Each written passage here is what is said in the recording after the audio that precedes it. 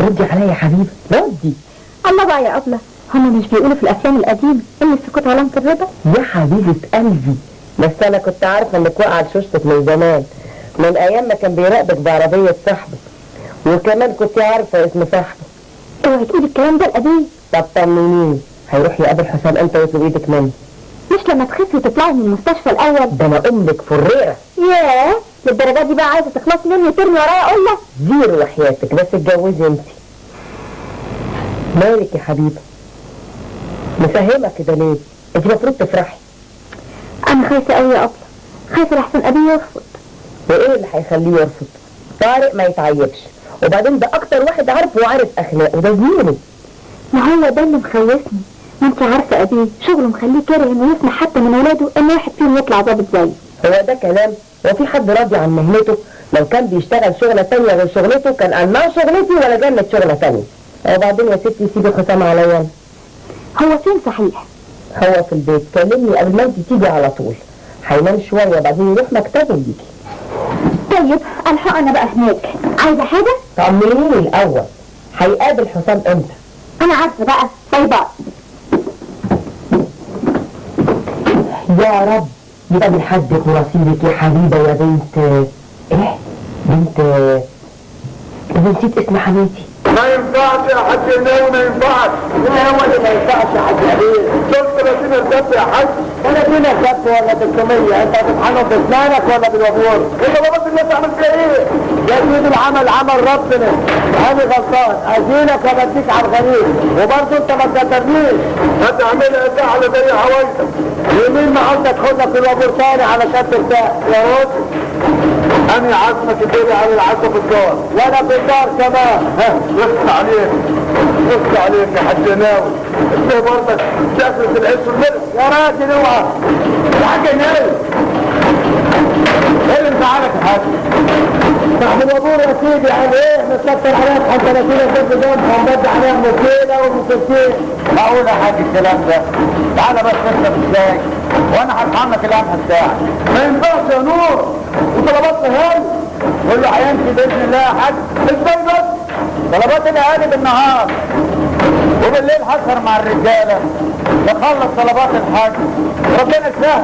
هذا كلام الرجاله ولا بلاش؟ روح يا شيخ ربنا يشفيك شر طريقه، ويشفيك شر ولاد الحرام.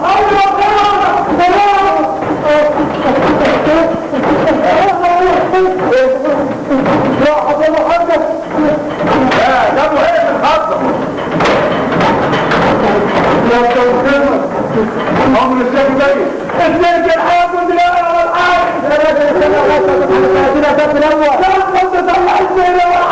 وانا بعتنا بتوع التوكيل وما بعتوش حد يصلحوا. ودي كان تعمل الشمس نقبله احنا ولا نقبله؟ ابعت الواد صالح الكهربائي يقبل الشيخ الحاج. الشيخ الحاج ينفع ده يا حاج؟ كابتن خلاص يا نور لحد بتوع التوكيل ما يبعتوا حد. اصلهم محضرين علينا ان احنا نجيب اي حد يصلحه الا بتوع الصيام. الحمد لله قدر بلطف استأذن انا. الشاي يا حاج. لما برجع بقى اجيب الذبح واجي.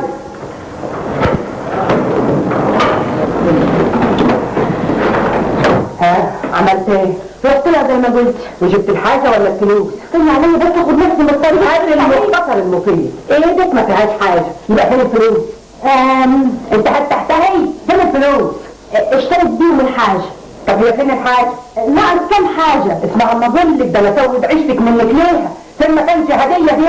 حربيه يا ست حربيه بتجيب الاسامي دي منين؟ حربيه دي هديه كله محصل بعضه. جايبه واحده تستقرضني؟ استهدي بالله استهدي. انا اتجوزهم مغلبينهم وهي كلها يوم ولا اتنين وهتلاقيها عندك. طب اجري حضر الحمام من عيني. سوسه لو ما جابتش الفلوس في الميعاد نهارك اسود. انا هحضر عليك ولا هحضر عليك؟ غوري.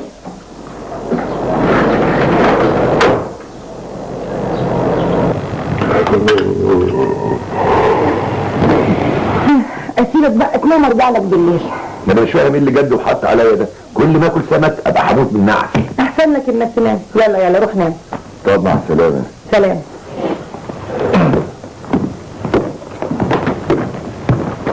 سلام. مع الف سلامه يا هاني.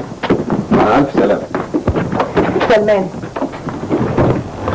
اوعى تخليه يغيب عن عينك لحظه واحده لحد ما ارجع، مفهوم؟ لا لا، طلباتك اوامر. جبت اللي انا قلت لك عليه؟ كله تمام، ما تقلقيش. سلمان، انا عايزاك تتمم على كل حاجه، انت فاهم؟ وادي ورق بالمطلوب. سلمان، انا مش عايزك تسيب اي حاجه للسهو او للظروف، لان ده يعرضنا لخطر احنا مش محتاجينه. مفهوم يا هاني. سلام. مع الف سلامه.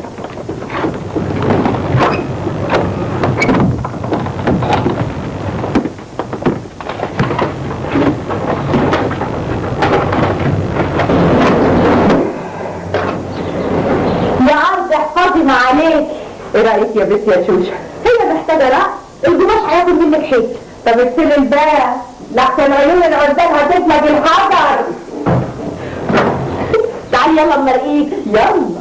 رقيتك واسترقيتك من شر حاسد اذا حسد يا رب. ومن شر النفاثات في العقد يا رب. ومن شر كل عين شافتك وما صليتش على النبي عليه الصلاه والسلام. يا نبي تعالي يلا بقى خطي ايوه. برجلك اليمين عاطف. الاولى بسم الله والثانيه يحفظ الله يا رب. والثالثه يحرس الله من كل عين رضيه وفي قلبها نيه شافتك وما صليتش على النبي عليه الصلاه والسلام. يا نبي سيد يا بنت باخدك خدي ليه كده؟ خليتيني اقطع خلاص. ما يحسب المال لاصحابه تكلم بقى. احسب نفسي على ايه؟ اللي في ايده جوهره ما بيحسش بيها. يلا بقى. يلا. عشان ادعاكك واكلمك عشان الحاج لما يجي يشوفك تفتح نفسه. بنتي يا شوشه، انت يا بنتي يا شوشه ضرتك لما اروح اشوفها عايزه ايه لحد ما تحضري بس الكيلوني. ده تشوفيها عقبال ما تشوفيها وصح ما ترهريش. نعم يا ست سعديه، مين اللي سايب الحله دي على النار؟ اللي فيها ذكر البط. ايوه دي الست اكيد. هو ما السايب لما تسيب داخل البط يتسلي في الميه؟ داني لولا لحقت الحله كان زمانها اتحرقت. ليه بس كده يا ست تفوت عليها ليه؟ ليه تفوت عليها ايه؟ انت يا مغفوره كنت عايزاني اسيب الحله لما تنشف ميتي وتولع تاني؟ الست اكيد سايبه ذكر البط يتسلي عشان لما يجي الحاج يشرب مراجتها. دي حتى كمان كانت عايزه تفصصي صدر البطه كده كله حتت حتت حتت عشان ياكلوا. ما يحكمش. هي الوليه دي تميز في نفوخها ولا ايه؟ ولا كنت فاكره نفسها للسنوخه اللي زيها وسط النهي بطلوا الحاجات دي من زمان. قلت لها الكلام ده كله قلته لها، بهدلتني وكانت عايزه تطردني. قلت على بالي وانا مالي يا راجل يترد عليه ملا لما تململها روحي يلا نادلها تيجي تشيل الحله دي. ولا شيلها لها مين؟ انا بيها اقول لها جبت ايوه روحي انا عايزه اخلص اللي ورايا. وانت وراكي ايه يعني يا ست بديله مش ليه تديري لي ضرتي؟ امشي الدم يا بنت، امشي الدم خليها تيجي تشوف داخل البط دي اللي بقى فيها. امشي الدم.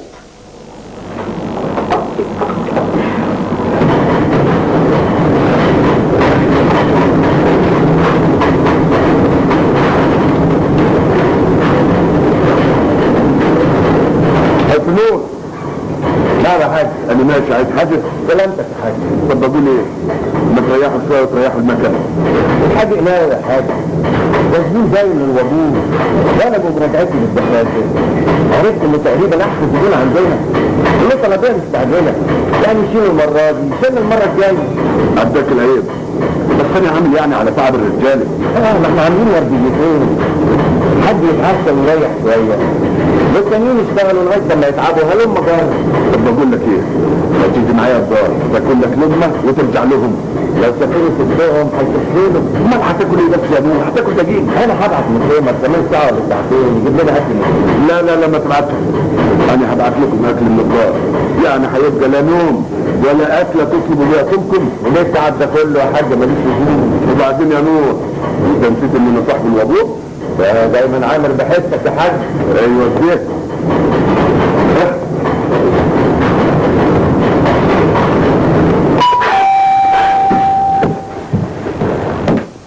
فين؟ حتى يا هانم. طب بص الاول معايا سحريه شوف مين. انا مش عارف حضرتك يا هانم خايفه كده ليه؟ انا شفت في التلفزيون الخوف ده خطر على القلب. اسمع اللي بقول لك عليه. حاضر.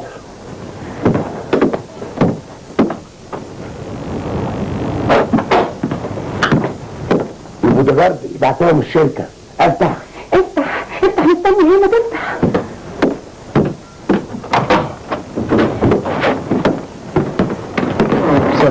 خير. اتأخرت ليه؟ على بال ما يفضلوا الناس تروح عربيتنا، تحب حضرتك نستنى فين؟ واحد يفضل بره والتاني يستنى معايا هنا جوه، ما بعتوش واحد تالت ليه؟ ليه هل؟ عشان يبقى 2 بره و2 جوه. ما احنا كده كفايه قوي يعني. كفايه ولا حاجه مين؟ بس ما تعرفوش اسمه حكوره ده ممكن يعمل ايه؟ ده مجرم. مين؟ اتفضلوا كلموا الشركه بدل ما انتوا واقفين تتفرجوا عليا. حاضر، هل في التليفون؟ اهو.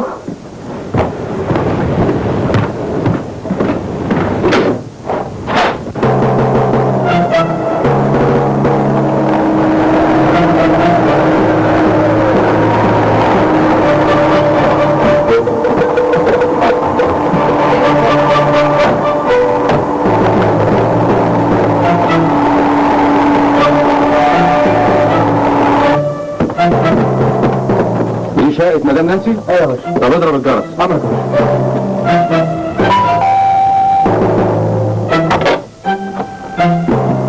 ايه في ايه؟ الباشا بيسأل على النادي. قول لها الحراسة اللي بعتها حسام باشا. اتفضل يا باشا. مساء الخير. احنا الحراسة اللي بعتها حسام باشا. اهلا وسهلا، اتاخرتوا ليه؟ على بالنا صدرت لنا الاوامر. طب تحبوا تشربوا ايه؟ لا ملوش لزوم. احنا عايزين نطمن سعادتك ان كل السكيورتي اللي موجودين دول ما لهمش اي لازمه. ايوه بس دول وجودهم بيطمني شويه. الاوامر اللي عندي بتقول لهم لازم يغادروا المكان ودلوقتي حالا، لان حكوره مش ممكن يظهر او يلاقي ستاره تحميه او تخفيه احسن من الليل. مظبوط، هو حتى ما بيعرفش يشوف ولا يتحرك الا بالليل زي الوطن. عشان كده لازم يروحوا من غير مطلوب. طب انا مين هيحرس؟ امال احنا جايين ليه يا هانم؟ انا والامن والعساكر اللي انت شايفاهم دول محاوطين الشقه، مش الشقه وبس، ده سطوح العماره وسطوح العمارات اللي حوالين العماره. متشكره قوي، مش عارفه اشكركم ازاي. ياه دلوقتي اقدر انام وانا مطمنه. تمر حاجه يا مدام كريم؟ لا ميرسي يا مسعد، بس من بدري تكونوا هنا. 7 كويس؟ كويس قوي بس متاخروش. حاضر. مع السلامه. الله يسلمك. يلا بينا.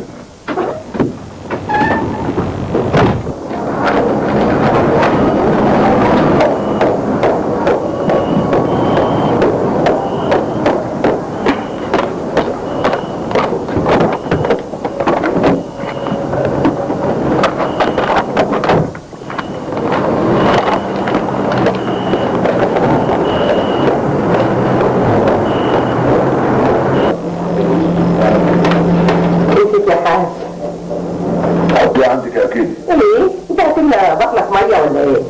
دي شوربه البط المزغط يا اكيد. بس ده صدر البطه احسن واحلى، خد اتقل. بعد ما اخلص شربي. ايه هتكسب ايدي ومال يا عبيد. وانا اقدر برضه يا اكيد. طب يا جد طب يا جد كل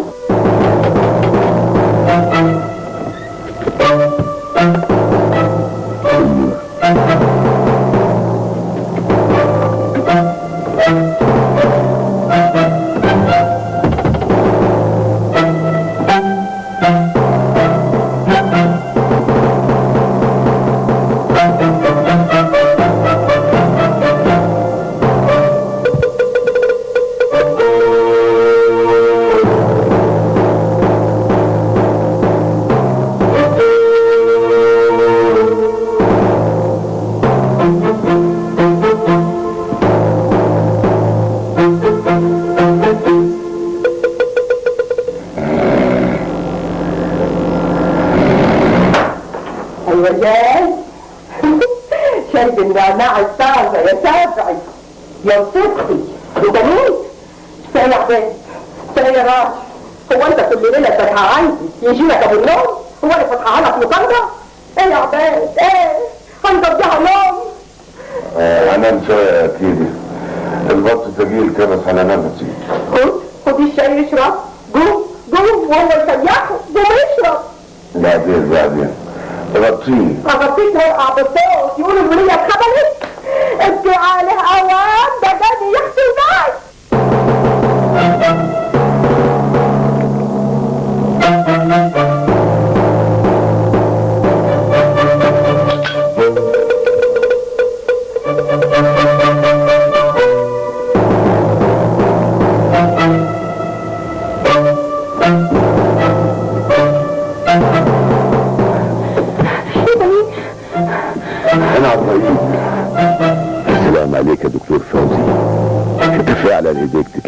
التحرير.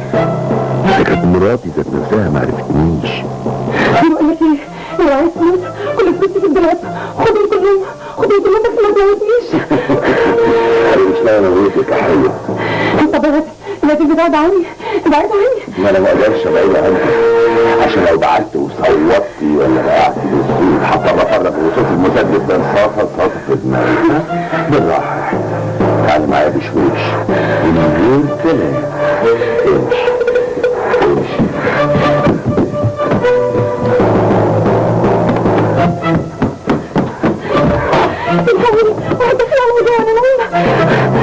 في حاجة يا باشا؟ لا استنوني انتوا بره لما اوصل عند لكم. اوكي.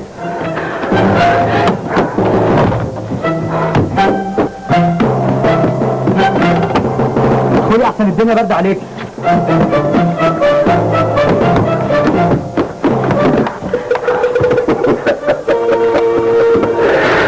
ما تلاقيش روحك يا حلوه، تكونيش فاكراني محاوطك برجالتي من كل ناحيه اسيب لك التليفون شغال عشان تتصل بيه بالبوليس. انت مين وعايز ايه؟ انت لسه لغايه دلوقتي ما عرفتنيش يا ناس؟ الصوت مش غريب عليا، لكن الشكل ده انا اول مره بشوفه. مظبوط، اول مره تشوفيه، لكن لو ركزتي شويه يا ست نانسي، ولا اقول لك يا نانا ولا سونسون ولا نانوس ولا نانو، هتعرفيني. الانسان دي محدش كان بيناديلي بيها غير جوزك، او بمعنى اصح طريقك اللي هو انا حكوره او فاطي زي ما كنت بتحبي تدلعيني يا سونسون عينيا من جوه. يا ست السودة حكوره. وبعدين ده احنا لسه هنفوق، او ده اللي احنا ما كناش عاملين حسابه. خد يا شوش، لو الحاجة تندلق مني هلاقيني بقى تساعديني. انا حاجة تندلق مني ده انا كنت اشيل السلعة على راسي وارمح بيها من السلعة لحد ضرمة اللي بتندلق منها نص. ده انا شوشي اهو يا اختي اللي احنا واخدينه مني، اللي ما حد يقول لك على حاجة الا لما تديله محاضرة. يلا خدي قدام.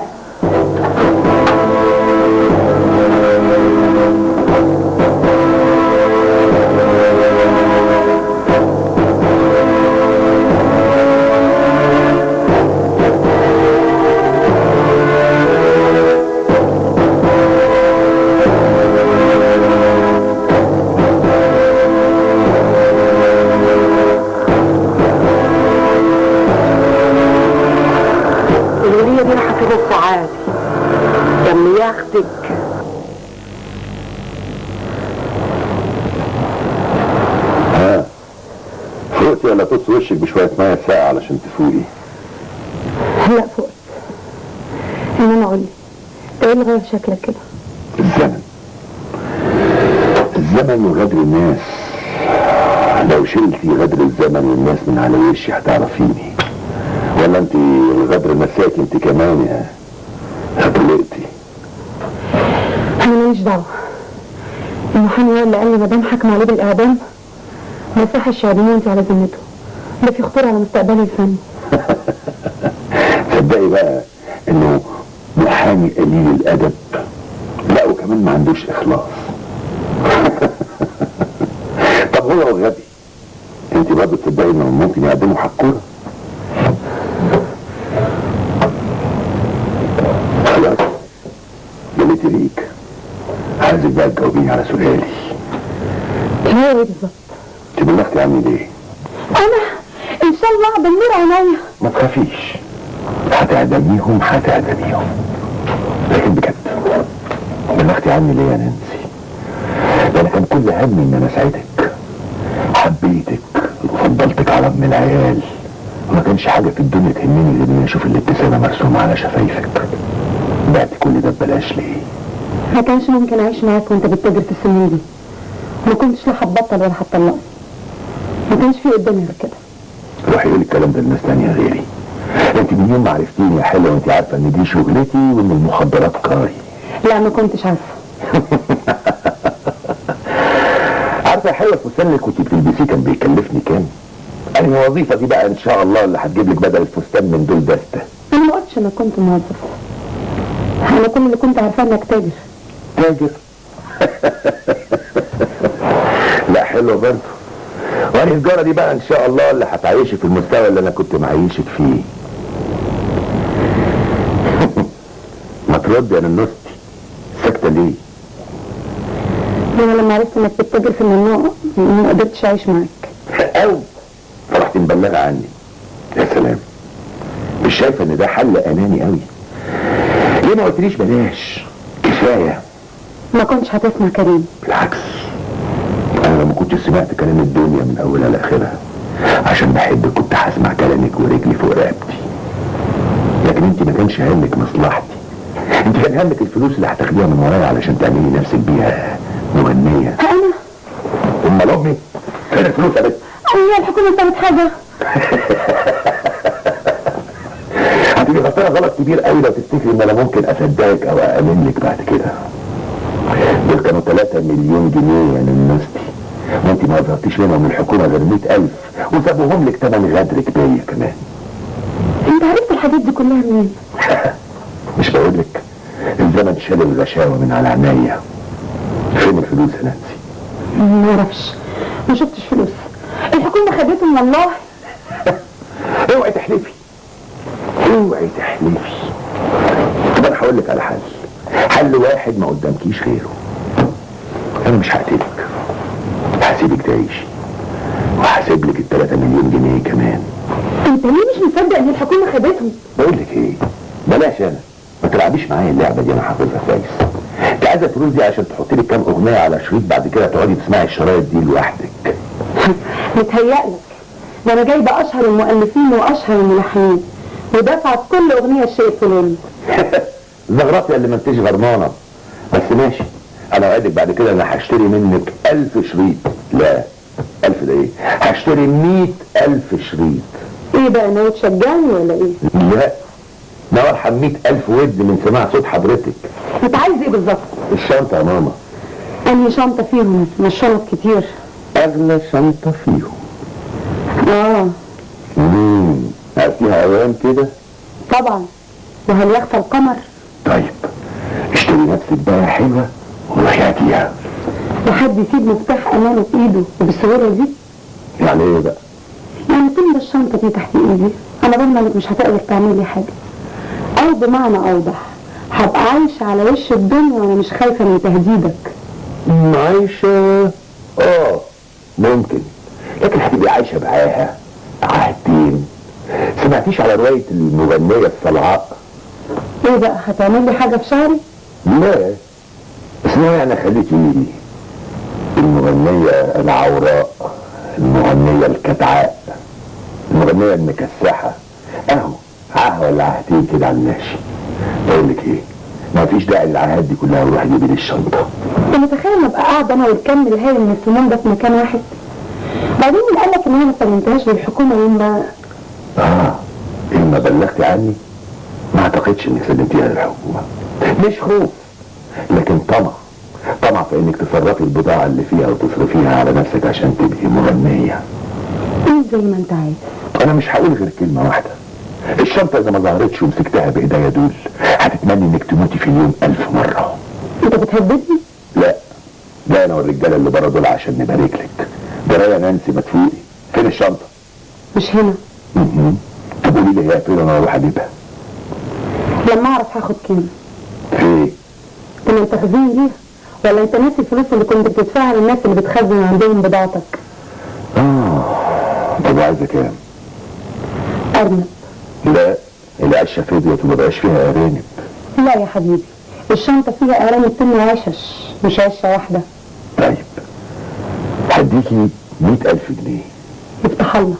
نانسي، الله، ما تمسك اعصابك. انت مش عايز الشنطه ولا نفتح لي العشه وهي فاضيه؟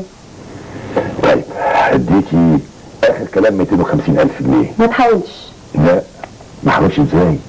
صدقيني لو قبلتي يبقى دار ما دخلك شر، واعتبر ان تخزينك للشنطه دي تمن نسياني عن تبليغك عني. لو ما قبلتيش بقى حلوه، لا انا عايز الشنطه ولا الدياولو، بس هقتلك وزي ما غيرت وشي هختفي والبوليس مش هيعرف طريقي ابدا. ايه بقى ان شاء الله، هتلبس طاقية لخفة ولا ايه؟ لا، بس المبادئ همسك قلبي في ايدي، مش هسلمه لاي واحده ابدا.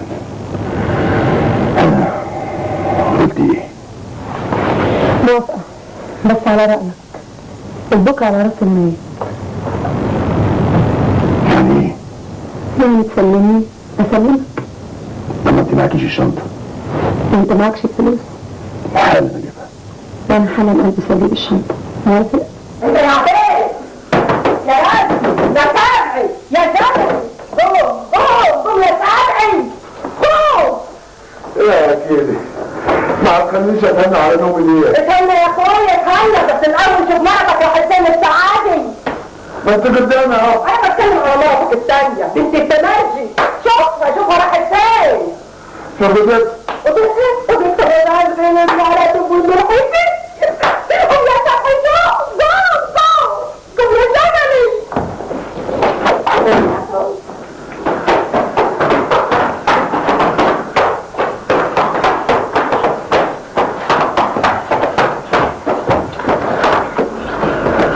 عبيد يا راح فين؟ كنت تاني يا سامعي. اكيد انت عارفه يا راح فين. ما تعملهمش عليا يا كيدي. انا شفتها مثلا لما صور الصحيح كنت بتتمشي، لكن بقالها فوق عن ساعه واكثر.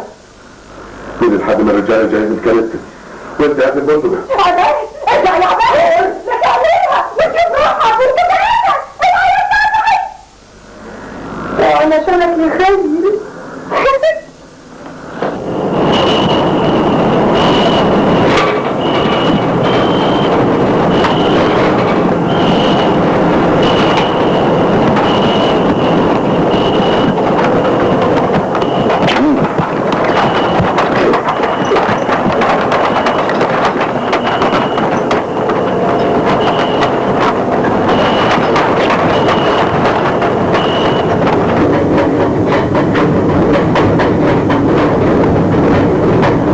عبيد اللي جابك دلوقتي. تعمل عندك ايه يا فجرة؟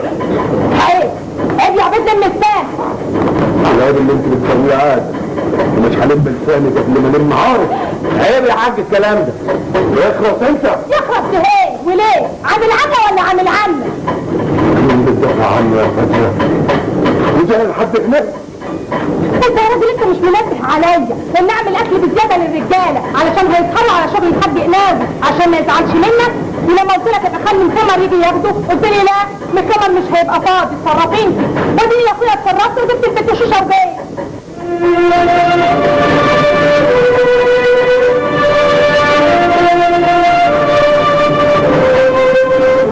بدلنا الاكل للرجاله وقلنا نقعد لغايه ما يخلصوا ونقدم لهم الشاي. يشرب شاي يا حاج هيشربوا سوا في الدار. وكويس انك جيت قبل ما توصلني عشان ما امشيش لوحدي.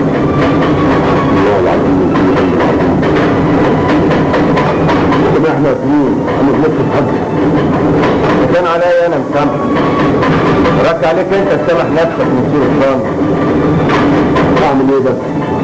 شو كان صوتك؟ بايدينا يا حاج نخليه عاجز وعاقل مش شاطر ابدا. يلا بينا يا حاج اطلعوا على كل رجاله.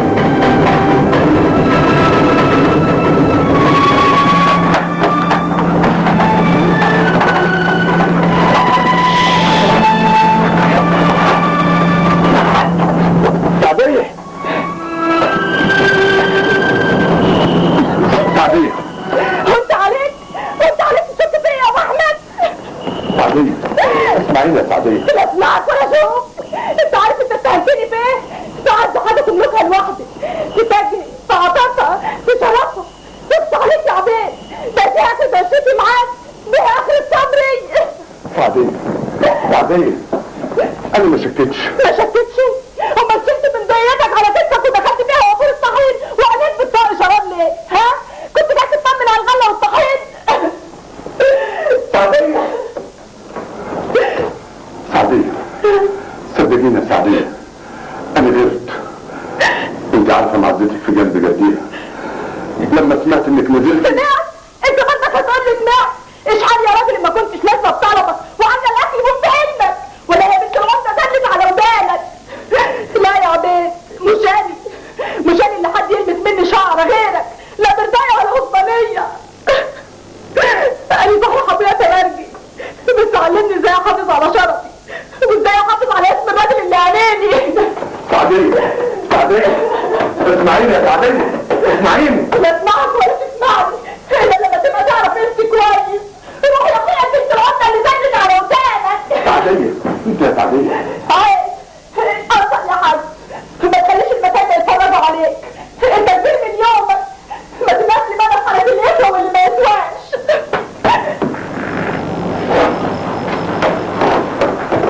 ولا يهين، تعالى يا تبع، فرشتك لسه سخنة، تعال. اوعي اوعي من طريقي، اوعي.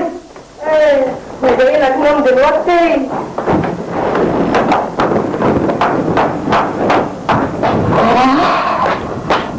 يا حزني على الرجال من بدري، ما يغوش الا طين البلك. الشاي يا طنور. ماليش نفسك خير. اوعاك تكون زهقت من الحاج. ده قلب ابيض، بس هو في عيب واحد، انه وزني. نجم بنت الام دي قاعدة تزن على ودان، وانت عارف ان الزن على الودان امر من السيف. حقك عليا يا سرور، وادي راجل. استغفر الله يا راجل، انا مش زعلان منه، انا زعلان عليه وعلى ست النخله. ازاي بعد العمر ده كله شفت فيها وظلمها؟ ياه، ده انت قلبك رهيف جو يا سرور. لا يا مسلم، مسألة مش مسألة قلب رهيف ولا غريب، ده مسألة اللي جرب الظلم والظلم يحزن لما يشوف واحد بريء يتظلم زيه.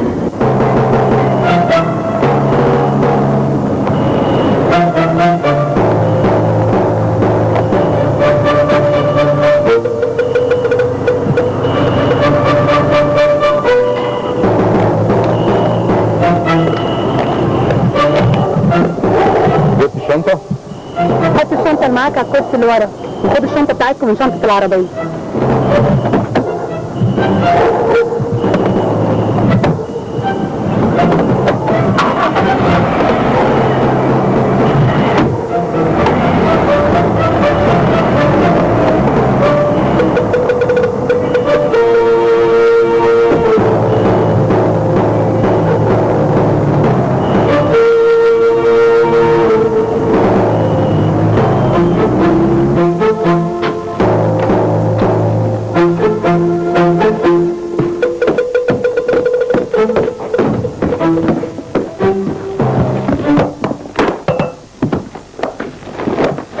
البودرة دي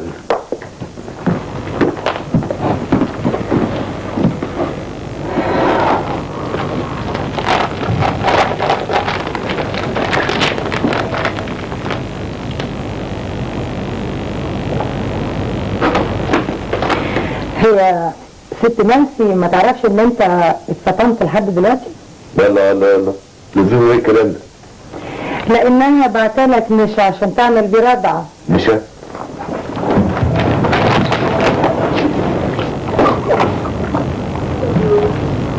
نهار اسود، ده نشا فعلا.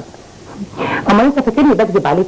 هو انا كنت بعمل معاك ده كله عشان تبعتولي شويه نشا اعمل بيه سحلب ولا اعمل رضعه لاولاد الجيران؟ عملتها فيا بنت سلمان، بقول لك ايه يا بتاع انت تقول من خلقتي احسن عليا النعمه هفرغ راسي مسدسه بدماغك. رايح فين يا حكوره؟ رايح لها طبعا، امال هسيبها تنفذ كل حاجه؟ رايح نفسك، مش هتريح في البيت. انت ايه شرفك؟ ولما انت عامله ام العريف كده ما تقولي لي هي راحت فين دلوقتي؟ حالا دلوقتي هجيب تليفون واعرف هي فين، بس المهم ان انت تقعد دلوقتي وتسمعني كويس جدا. ده في عقل ولا مخ عشان اسمع بيهم؟ لا، ده اهم وقت لازم يبقى عقلك في دماغك. ليه يعني؟ عشان احنا الاتنين اكلنا قلم، واحنا ما تعودناش ان حد يضربنا وينفد بامره. مش فاهم. يعني الست اللي انت لما بلغت عنك ست وجوزها او طليقها هم احرار، لكن لما تاخد حاجتنا وتبعت بدلها نشا وفوقهم فلوسنا اظن ده كتير قوي، مش كده ولا ايه؟ طب انا بحاول اجيب لكم الحاجات بتاعتكم والفلوس بتاعتكم كمان.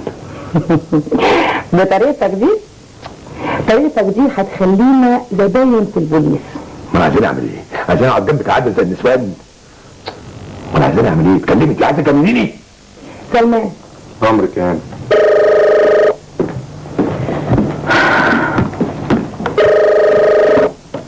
الو. ايوه خلاص عرفت العنوان. لا خليك زي ما انت ونفذ اللي قلت لك عليه. سلام.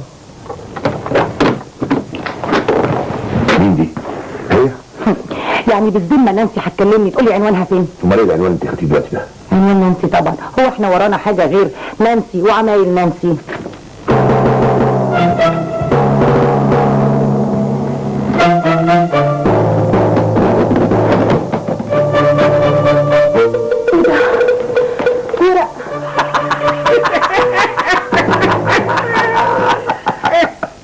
وانا ابيض. انت بتتكلمي بجد؟ ده انا قعدت يوم بحاله وابص فيه. جدع جدع سلمان، دي تلاقيها هتولع.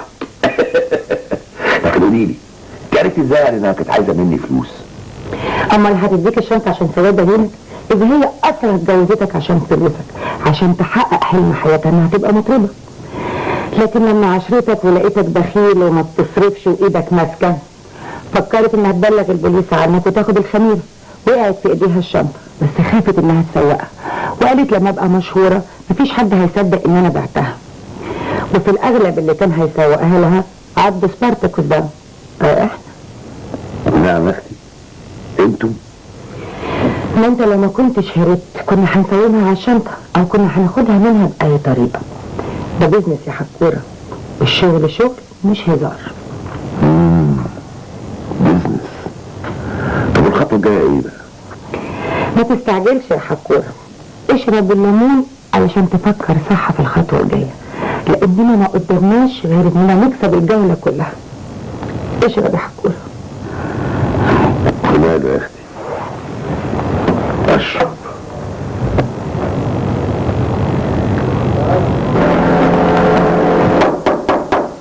افتحي يا ست سعدية، انا شوشي. عايزة ايه؟ هبدأ اتحدث معاكي من ورا الباب. ما تفتحي. ما تقولي عايزة ايه خلصيني. افتحي يا ست. لا عايزة ايه تروح؟ يا ساتر يا رب، ما كانش انا فاكر عبد القادر فوق راسك كده. في ايه يا ست الستات مالك؟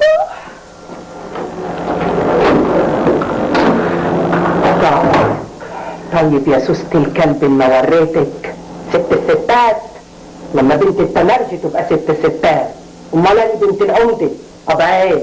المسامح كريم يا ام احمد، المسامح كريم في الغلط القريب الصغير، مش الغلط الكبير يا شوشه. يعني هو ذنبه ايه والراجل عمل ايه؟ مش ظروفك اللي صحته جايت له الحاج. ايه ده؟ ايه ده الكلام ده منين؟ ما انت كنت معايا. بصراحه ابو الحاج ابدا هو اللي حكالي، هو اللي حكالي على كل اللي حصل.